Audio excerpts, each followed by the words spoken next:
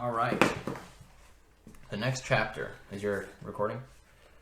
Yep. All right. The Sages, this chapter is called The Sages. Secrets Kept, Secrets Revealed. When we stopped yesterday, or for us 5 minutes ago, Satyavati was desperately trying to persuade Bhishma to accept Vichitravirya's childless widows. But Bhishma had taken a lifetime vow of celibacy and simply wouldn't hear of it. He adamantly refused. He did, however, offer another way forward, upheld by Dharma.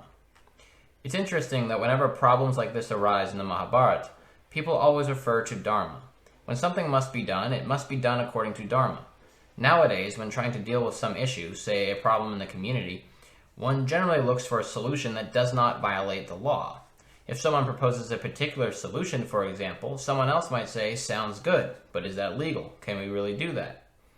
But it's very different when the law is actually sacred, when it's more than something we follow just to avoid getting into trouble or something like that. There's a famous line in a central verse of the Srimad Bhagavatam that nicely explains the way Vedic culture views Dharma. Dharmam tu sakshad bhagavat pranitam, which literally means Dharma is that which is personally brought forth by the Lord. Thus, Dharma is the law of the universe, the law of God. Something more serious than just avoiding legal troubles, staying out of jail, or dodging a fine. So, Bhishma explains to Satyavati that there is a dharma for situations in which a dynasty has no heir and no way of begetting one. In such extreme cases, with a dynasty at stake, dharma allows for a kshatriya, the feminine form of kshatriya, to beget a child with a pure-hearted brahmana, who is free from lust. Further, the child that is produced through such a union belongs entirely to the mother and the deceased father, the king. Nowadays, of course, we have artificial insemination, whereby a childless couple can have a child that is legally theirs with the help of a biological donor.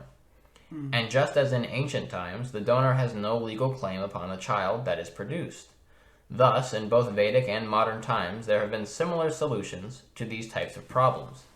And this was just one of many practical problems in Vedic civilization that were handled by applying different dharmas. In the text, for example, we find mention of something called apad dharma. Apad means emergency or crisis. Let's say you look out your window one night and notice your neighbor's house is on fire, with the parents gone and the children sleeping in bed. So you run to their house, break windows, kick down doors, and do whatever it takes to grab those kids and get them to safety. Everyone applauds, and you even get your 15 minutes on the nightly news. But now let's say there's no fire in your neighbor's house, yet you run over, kick down doors, grab their kids, and bring them to your house. This time, you've got some serious criminal problems. We can all see the difference. Kidnapping! So, this special category called apadharma, apadharma, I need to learn how to pronounce Sanskrit properly, apadharma, was meant for just such emergencies. There are Sanskrit statements, for example, directing that such things should never be done anapadi unless there is an actual emergency.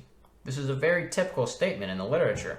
So here, Bhishma suggests the dharma that allows Ambika and Ambalika to beget a legitimate Kuru heir by coupling with a pure-hearted Brahmana. At this point, Satyavati, with great embarrassment, takes Bhishma to the side and tells him something very private and confidential, the secret of the child that she and the sage Parashara begot prior to her marriage to Santanu. One can imagine that this was one tough conversation, especially given the conservative nature of that civilization. Surprisingly, however, Bhishma took the news quite well, particularly when he discovered that his newfound brother was a highly exalted Brahmana. Indeed, the greatest of all the Brahmanas on earth. What better choice to perpetuate the Kuru dynasty? Yes, indeed. Now, when the Avatara Vyasa took birth, grew to boyhood, and abruptly left for the Himalayas, he was not completely insensitive to the fact that Satyavati was his mother. Thus, before departing, he told her, "If you ever need me, just meditate, remembering me, and then I will appear." And so this is exactly what Satyavati does. She sits down in meditation, remembering her remarkable son, and true to his word, Vyasa immediately appears before her. She then explains the problem, as well as Bhishma's proposed solution, asking her son if he will kindly be that Brahmana. While Vyasa agrees to his mother's proposal, he explains something very significant and suggests a way forward that will produce the best results. First, he explains the obvious. The consciousness of the father and mother at the moment of conception will determine the quality of the child. That's why it's best not to be staggeringly drunk on the dance floor when conceiving. You never know who you're letting into your life. In any case, with this consideration in mind, Vyasa suggests that since Ambika and Ambalika had just experienced the trauma of losing a young husband, it would be wise to allow the girls a year to recover. During that year, he explains they should accept a vrat, or vow, to engage in yoga, meditation. This would raise their consciousness to the highest possible level, thus guaranteeing a glorious Kuru heir. Taking that year would also give them the time to prepare for their awkward role and adjust to Vyasa's singular appearance. Now, don't get me wrong, it's not that Vyasa was ugly or something like that.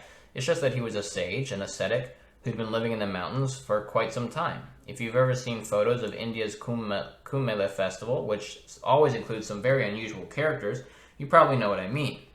I don't know if Vyasa had dreadlocks or anything like that, but he was definitely fresh from the mountains, and the text talks about that. Also, being an avatar... Probably not. Nails uncut, hair unkempt, long beard, probably hasn't bathed or like... Also, being an avatara, Vyasa had large piercing eyes, which at first sight might have startled the girls and disturbed their consciousness. They were, after all, girls that had always been surrounded by the opulence, beauty, and refinement of palace life. For all these reasons, Vyasa advised a waiting period of 1 year before the girls actually conceived. And this really was sagacious advice, coming as it did from the world's greatest sage. Sagacious, maybe is how you say that. Unfortunately, Satyavati rejected his approach, reasoning that any delay would only further prolong the problem of a Kuru dynasty without a king, a problem that was already starting to affect the kingdom.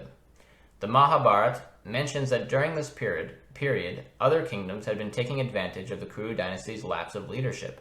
Some began stealing Kuru land and violating Kuru borders, and even more ominously, certain evil kings were making moves and threatening the kingdom. It's really not that different from today, where we have certain world leaders that are extremely threatening and oppressive, and everybody knows their names. Back then, similar types were starting to oppress their neighbors, taking advantage of the fact that for the first time in history, there was no Kuru monarch to ensure world peace. And Satyavati, as the queen mother, felt the burden of this decline and the pressure to do something about it. Vyasa countered that 1 more year wouldn't make much difference in terms of dealing with these problems, but could make an enormous difference when it came to the quality of the Kuru heirs. Vyasa could easily account for himself as the father, but he had no control over the consciousness of the mothers at the time of conception. Again, he strongly advised Satyavati to wait, but Satyavati was unwilling to heed Vyasa's warning. She insisted that it must be done now, a decision that would cause a great deal of trouble in the future. You see that there, because he's a expansion of Krishna. Yeah. But even he doesn't like to take control of us and force us to do things. So he's saying, I can't control their mindset. That's going to be up to them. This is also like it was saying in the last chapter. Krishna says it's not just the act itself, but it's the consequences. And this is the state of mind. It's what will happen as a result. It's the Yeah. There's a scene in the Mahabharata where Satyavati goes to her daughters-in-law one by one and tries to persuade them to conceive a child with Vyasa, who was a great sage. It's true. Who was a great sage, it's true, but probably not the guy of their dreams. So Satyavati talks to them convincingly of the gravity of the situation, and the queens gradually understand. Feeling it their duty to ensure the preservation of the dynasty, they agree, but not without a good deal of trepidation and anxiety. Satyavati decides to begin with Ambika, the oldest. As I talk, I can't help wondering about the psychological impact of all these challenging events on these young women. First, they have to witness the humiliation of Amba, then their young husband dies of a debilitating disease, then there are all these problems of succession and dynastic collapse, and finally they've got to be intimate with this most peculiar personage.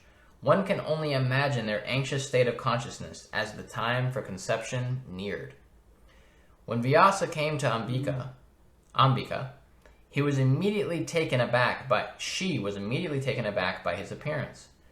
Vyasa was a powerful, luminous sage, but he also had this long, matted hair. And let's face it, it's not like he donned a tuxedo just for her. To the contrary, he wore what he always wore, the typical forest dress of an ancient sage. Deerskin acquired, I'm mixing words together, I did the quote from acquired. Deerskin acquired not by killing a live deer, but by removing the skin of a dead one. Among sages, it was commonly supposed that the skin of a deer kept carnivorous beasts away. Interesting, you'd think that would make them want to come hunt you down, but I guess not. Vyasa's unconventional appearance... Dead flesh to a carnivore would be like... Yeah, because it's not alive. Yeah. Vyasa's unconventional appearance, coupled with the fact that she was still mourning her dead husband... Yeah, I haven't heard that either. That was interesting. You would think because it's like a... Well, and also it keeps you warm, too. Cause... Well, yeah, I mean, that part makes sense. I'm just curious about the fact that normally they would be hunting a deer, so you'd think that the smell of a deer wouldn't keep them at bay, but maybe it's what you said, the fact that it's already dead. Yeah. Well, it's interesting because like the Native Americans would kill wolves or coyotes, and they would use their skin. They would drape it over them, and then they could crawl through the buffalo herds, and the buffalo would just smell the coyote fur or the wolf fur. And in a huge, massive herd, they wouldn't, like, you know, they kind of felt safe and protected. So then the Indians would be able, the natives would be able to get up close to an animal. So I think it's probably just a sensory thing that tricks them to, I don't know. Vyasa's unconventional appearance, coupled with the fact that she was still mourning her dead husband, was far more than Ambika could bear. She was so startled and overwhelmed by the situation that when Vyasa entered her bed, she submitted but closed her eyes during the act. She just didn't want to see what was going on. When Vyasa emerged from Ambika's room, Satyavati... Ambika... It's so interesting how we're so used to pronouncing things so differently, and it's hard. Because it's a long ah when it has the line over it, and it's like Ambika's room. Satyavati asked about the outcome. Because as an avatar sage, Vyasa could envision the future. Soberly, he told his mother, "During conception, Ambika closed her eyes and would not look at me. Thus, although she will have a son, he will be blind from birth." That son, of course, was Dhritarashtra, the eldest of the new generation of Kuru Kshatriyas conceived by Vyasa. Not much of a Kshatriya, though, if you can't use your eyes. Yeah. Satyavati, of course, was devastated because she knew that a blind king could not rule, leaving the problem of succession unresolved. But why not a blind king? It's really quite understandable. Ancient Vedic civilization wasn't like today's, where a president or prime minister declares war and then sits 9 stories down in a secure bunker watching the action via live feed. In the Kuru's time, if a ruler declared war, he had to be the first in the field, first to risk his life, and so on. Vedic kings had to personally patrol their kingdoms to make sure everything was in order, and if difficulties arose, they had to personally don their armor, strap on their weapons, and lead their troops into battle. This approach, of course, turned out to be a natural restraint on warfare, since, as in chess, you want to avoid endangering your king. In any case, because of these standard obligations, there was no way that a blind heir could step into the role of king. It was not a feasible option. Therefore, Satyavati asked Vyasa to try again, this time with the youngest, Ambalika. It's really interesting how just all the little subtle aspects to the culture, the Vedic culture, automatically kind of self-correct themselves. Yeah. It's easy here to, have, Obama. People like to remember Obama as a wonderful president, but, he also increased drone strikes in Afghanistan by several 100%. It's easy to sit there when you're not actually endangering yourself. And, Bush, Trump, same thing. You're not getting your hands dirty, therefore you're willing to sacrifice more people's lives. Yeah, it's a to natural get what thing. you want because you're not feeling threatened. You think, it's worth it. Yeah. It's a sobering thing to be under threat yourself. Yeah. Now, Ambalika was aware of what had happened to her sister, so this girl was going to keep her eyes open, no matter what. But when Vyasa entered her bed, although her eyes were open, and she did the needful, Ambalika was so unnerved by the situation that she literally turned pale with shock and disbelief. Afterward, Vyasa had to tell his mother. Ambalika kept her eyes open, but turned white with anxiety during conception. Therefore, although her child will be highly qualified, he will be very pale. It's interesting how the reaction of each queen, her consciousness, had a direct bearing on the child. Sure enough, just as Vyasa had predicted, Ambalika's newborn was very light-skinned, so they named him Pandu, which means pale. After a few years, however, Satyavati was thinking, first a blind child, then a pale one. Why not try a third time to see if we can produce a truly perfect heir? So Satyavati again approached the elder sister, Ambika, and suggested that she try once more, this time calmly and with open eyes. Ambika considered this a truly dreadful prospect, but at this stage she was too emotionally drained to argue with her mother-in-law. Instead, she summoned a very beautiful maidservant to take her place in bed. As soon as Vyasa entered the room, he immediately understood that the person waiting for him was not Ambika, but rather a maidservant. This particular maidservant, however, felt great respect and appreciation for Vyasa, and thus treated him with all the consideration he deserved. And because this girl was so wise in appreciating this great sage, her son, Vidura, was the wisest of them all. In fact, the Vid in the name Vidura is also found in the word Veda, which means knowledge. Vidura, however, was also disqualified from taking the throne, having been born of a maidservant. A quick comment. It is quite a common theme in much of the world literature that someone in a so-called lower position actually has the best character, like this maidservant, who remains unnamed in the text. After the birth of Vidura, which also contains some anomaly, Vyasa said, I think we should just call it a season, and return to the mountains. So now there were 3 Kuru offspring, but only one with the qualification to assume the Kuru throne, Pandu. Thus, despite his complexion issue, which really was not a major thing, Pandu became king, and there was great rejoicing in the kingdom. At this juncture, a question arises that's worth exploring. Bhishma, as we know, was a great warrior. We know that he was part human, part god, and that he received military training in the celestial worlds, where he was given extraordinary powers and weapons.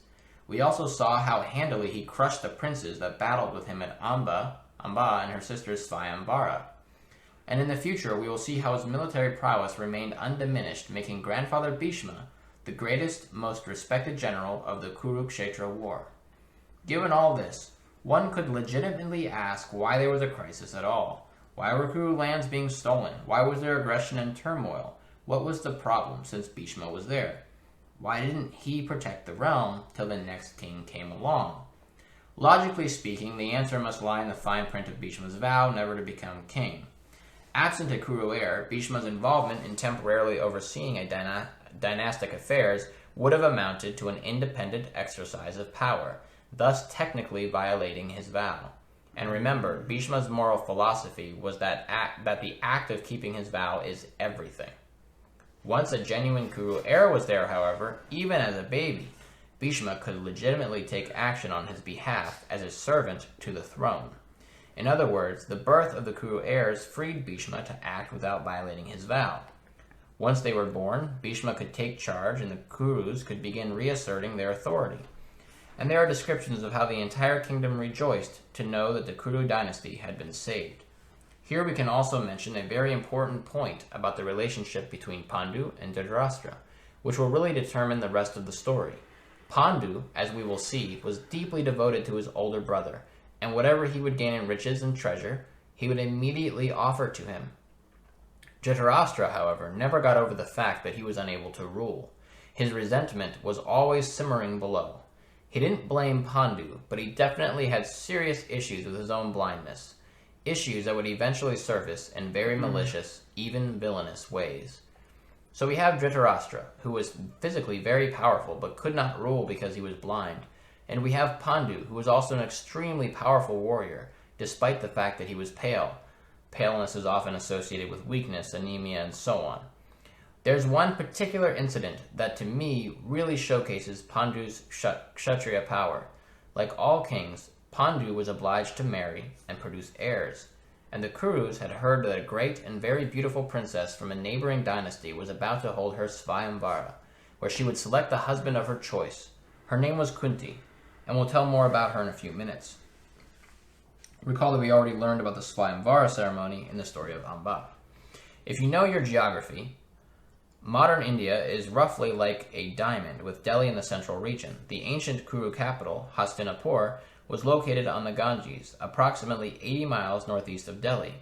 And if one traveled south from Hastinapur, Along the Ganges, one would eventually come to the next kingdom downriver, known as Panchala, the kingdom of Draupadi and Drupad, two prominent figures in the events to come. So these were two great kingdoms located along the Ganges. Roughly parallel to the Ganges and running west of it was the sacred Yamuna River. Both rivers originate in the Himalayan mountains, and it is with the Ganges, the northern part of the Yamuna belonged to the Kurus. If one traveled south from the Kuru lands along the Yamuna, one would eventually come to a third kingdom, the traditional land of the Yadus, the dynasty in which Krishna appeared. Mathura, on the banks of the Yamuna, was the Yadu capital and the birthplace of Krishna. It is close to Vrindavan, where Krishna lived in his childhood and youth. And that is our geography lesson for today. Now, let's rejoin Pandu traveling south to the kingdom of Kunti Bhoj to compete in Kunti's Swayamvara. As we saw with the Swayamvara of Amba and her sisters, when these sort of events take place, tremendous battles can break out among rival princes who are all very proud, passionate young warriors. Even when someone wins the princess in competition, he often must fight his way out of the arena to secure his prize. And this is what makes the prince's reaction to Pandu so singular and revealing of his stature. When Pandu arrived, he immediately rode into the arena like a charging bull, and all the other princes simply stepped aside. His physical appearance... Here you go. She's over there. I mean, that's even more deference than they gave to Bhishma. I mean, they were like, oh, nope. Yeah, they didn't even try to fight him. They're just like, we thought you might come. Oh, I was going to say, so Kunti actually was the half-sister of Vasudeva, Krishna's father. And so, therefore, Arjuna is like Krishna's cousin or like something. second cousin or whatever. Like, I mean, not full-blooded, because... Yeah. But, Vasudev's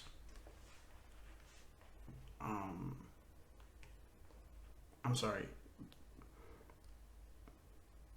I'm getting mistaken. She's Vasudev's half sister. Okay.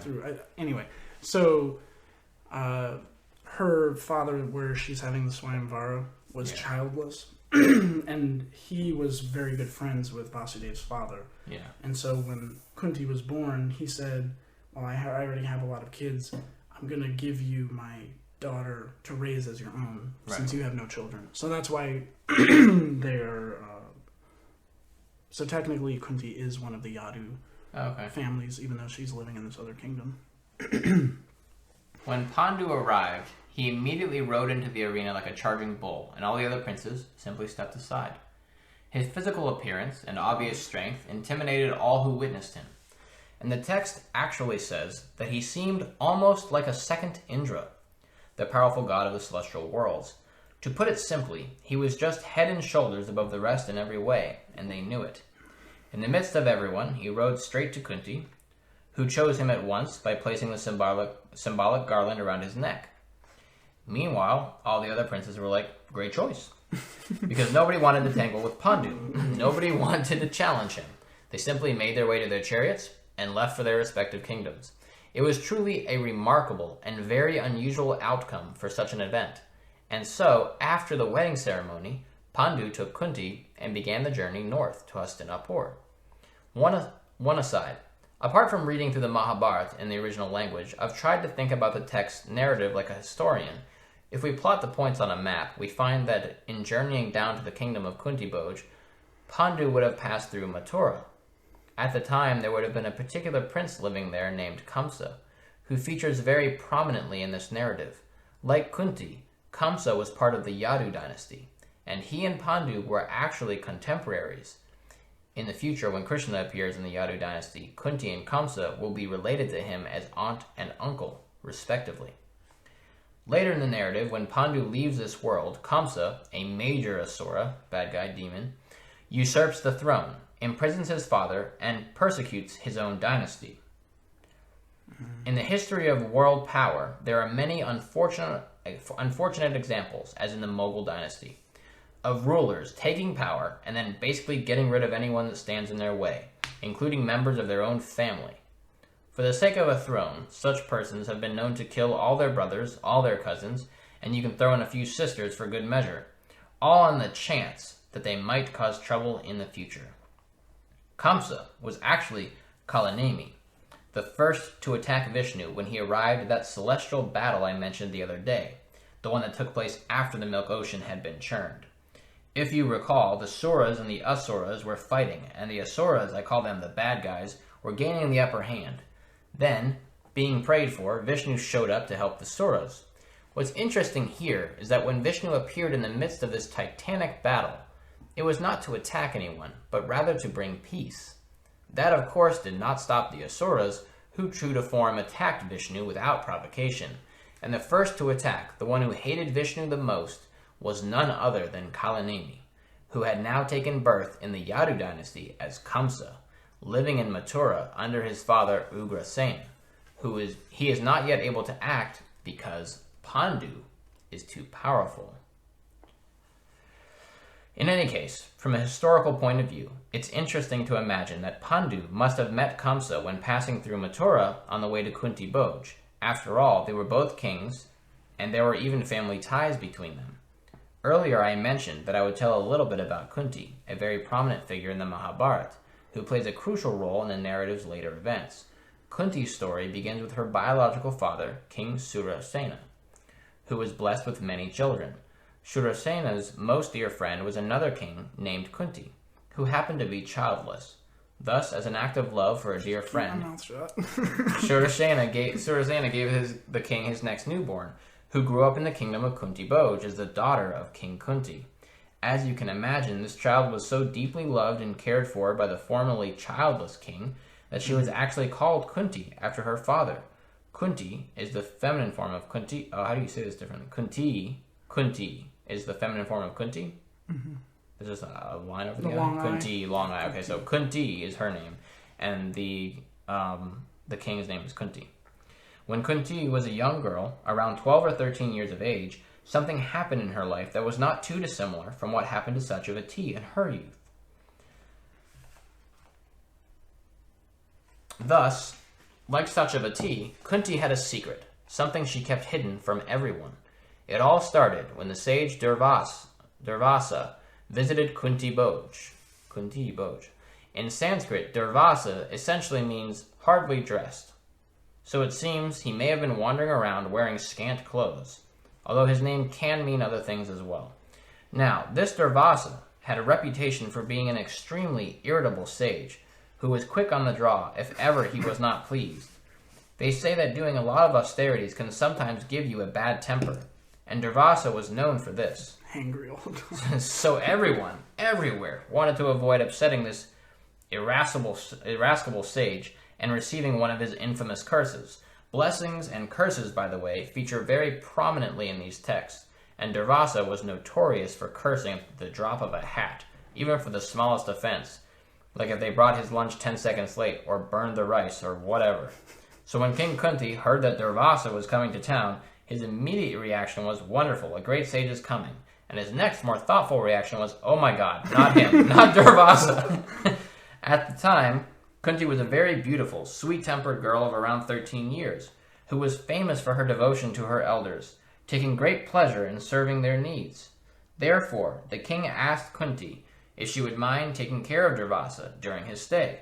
Kunti agreed, and ended up serving this frightening yogi so nicely that he was really touched by her devotion.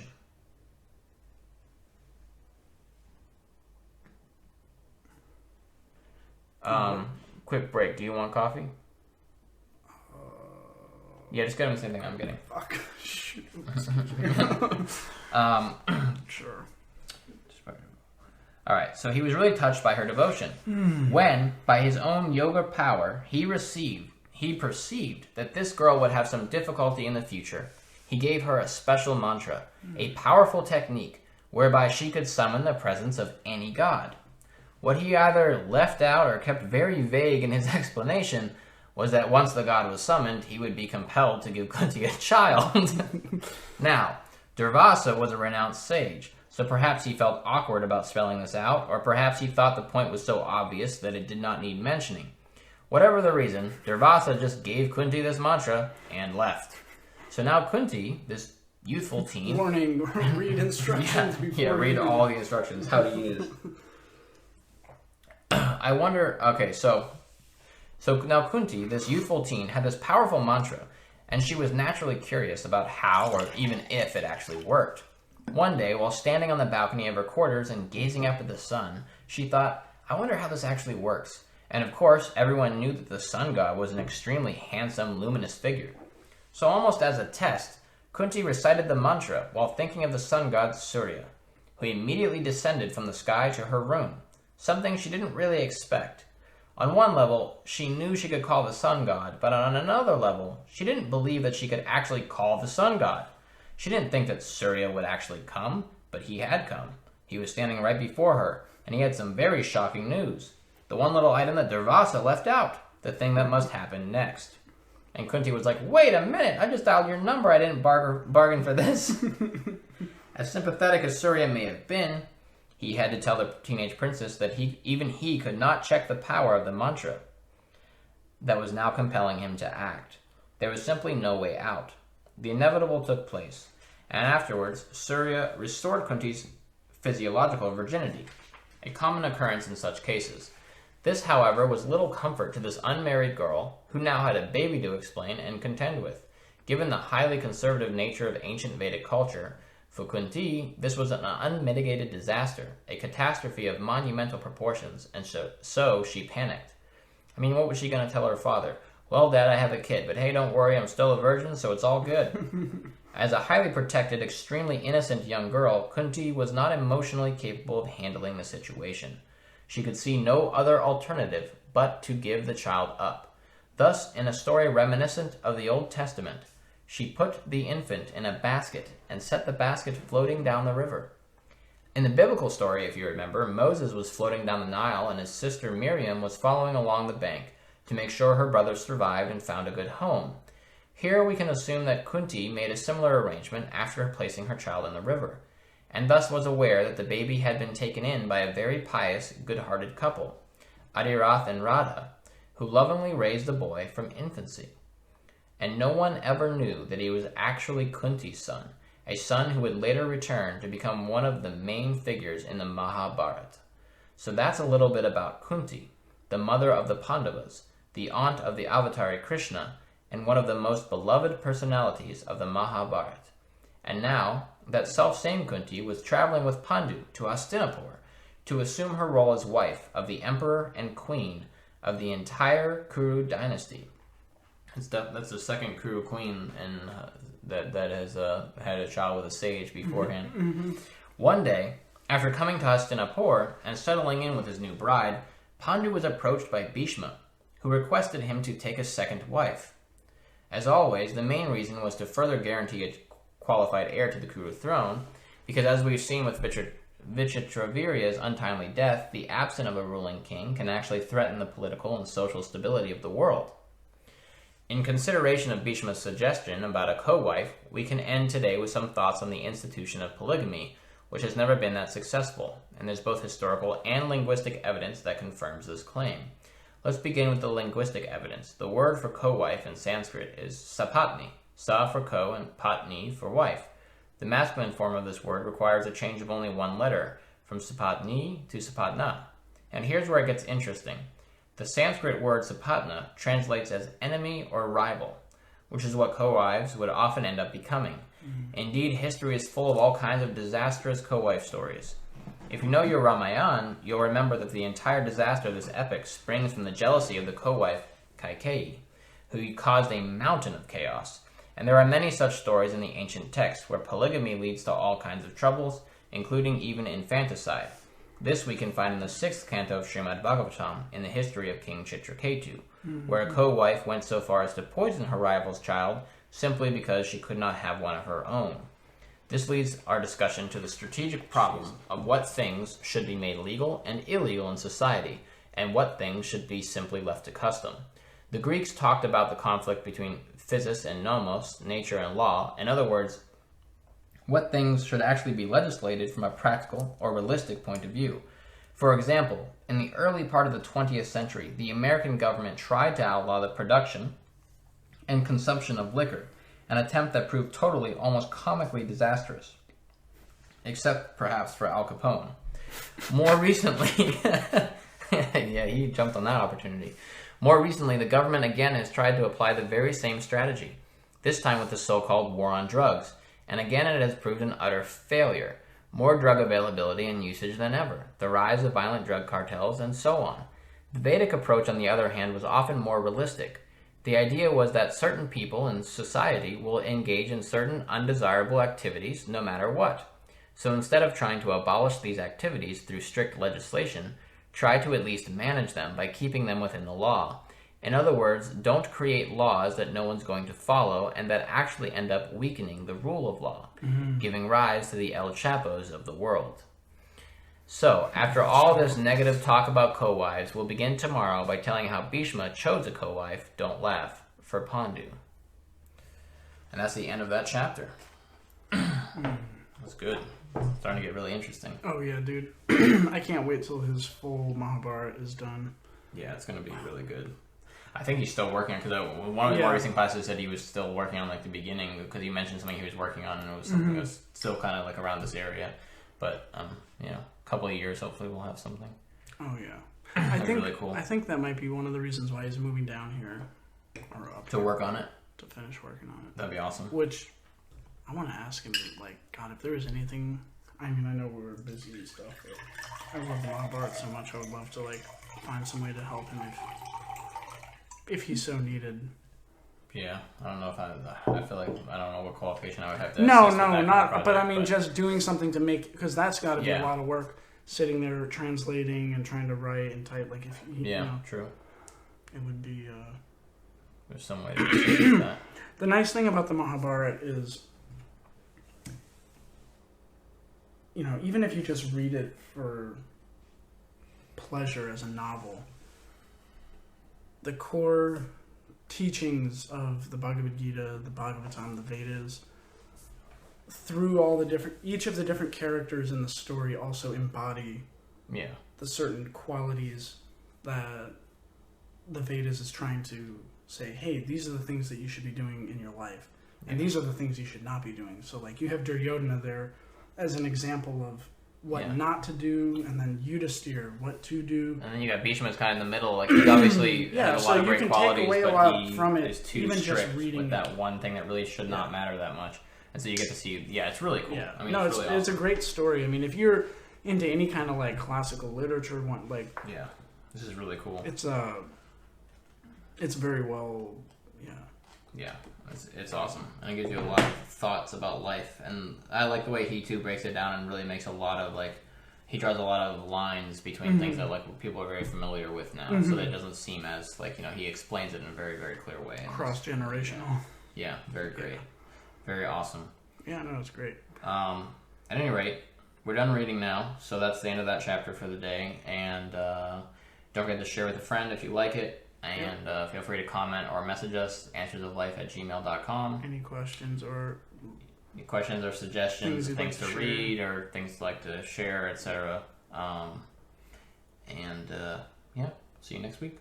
Thank you.